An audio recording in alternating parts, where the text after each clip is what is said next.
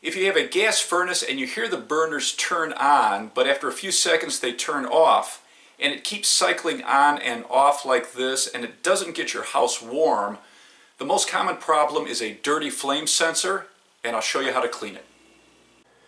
There's a few different shapes to the flame sensors. They're either going to be straight or have an angle. In this furnace, the flame sensor is here, and you can tell it's a flame sensor because it has a porcelain base and a single wire coming out of it. Turn the power off to the furnace before you replace this. It's going to be held in place with 1 or 2 screws.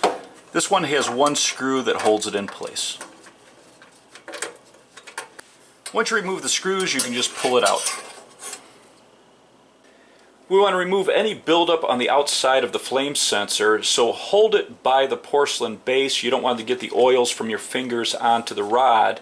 And you can use a very fine steel wool or even a dollar bill. And actually paper money does a great job of cleaning off the flame sensor. It's just abrasive enough to clean it without damaging it. Make sure the bill is clean. And then we'll put it back. Put it back in place and then replace your screws.